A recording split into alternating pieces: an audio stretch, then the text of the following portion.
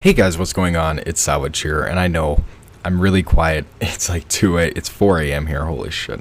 I got off work at like midnight, so let me just be really quiet here so I don't wake anybody up. But today I want to talk about the villains of Spider-Man PS4, and are they bad? Like, there's a lot of actual discussion going around about these characters and if they were even used to the best of their ability. And personally, I think they weren't. I think they were very, very disappointing in my opinion. I thought they were going to be much better. When you actually fight Electro and Vulture, it's like a one-time thing. It's very repetitive. It's really not that good. And if I could actually take back points from my review, I would. The villains are incredibly disappointing besides Ock. Like, besides him, he's the only one that's actually very developed. I don't think Martin Lee is very developed until like the end, when you actually figure out how he got his powers.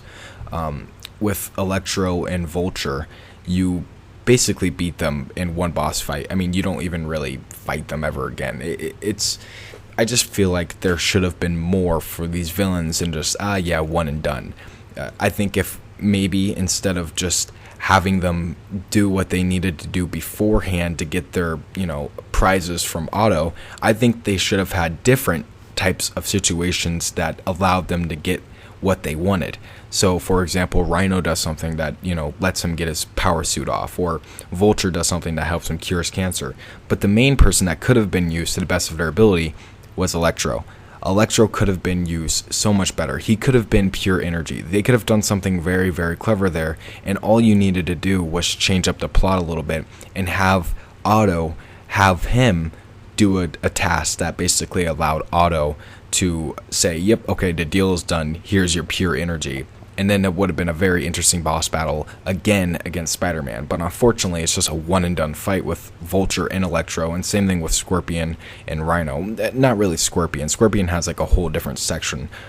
He basically has like two boss battles, and it's kind of weird that Scorpion, out of all people, is the one that's kind of used more than any of the other villains. It's very odd. But yeah, personally, I think that looking back on it, I don't think that they're worst villains ever, but I certainly don't think that they were better than anything from any other, superhero game. I mean, they just weren't that good. I don't think they were done well, and I think that besides Ock, there could have been a little bit better ways to use their characters. And Martin Lee especially, like, we've been getting him in promotional everything. Like, he's been in every trailer, he's been in most of everything that we've seen from the game, and the fact that he's literally his turn to evil is so sudden, it just doesn't feel right. Otto is the only one whose development is clear and understandable and is actually well done, in my personal opinion, with all the villains. And even Taskmaster as well. Him and Taskmaster are the two villains that actually have really good setups. And unfortunately, that's about it. I feel like, again, if they added side missions with villains that we really aren't too familiar with, like, let's say, well, people know Chameleon, but let's say like another villain like Carrion or something like that. Like, the Tombstone mission was awesome. That was so freaking cool. I forgot about Tombstone. Tombstone was awesome too. I like Tombstone stuff way better than I liked Electro and Vulture. And that's a little sad when I look back on it, because that should have been the case. Electro, Vulture, they were the main guys that were teased at the end of the E3 battle, and it just felt like they dropped the ball on the villains. Story-wise, I enjoyed the story. I don't think it was like a horrible thing, but villain-wise, I think they didn't do really anything too special besides with Ock.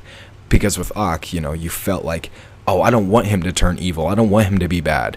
And then he turns bad, and then it's just like, damn it, now we have to fight him.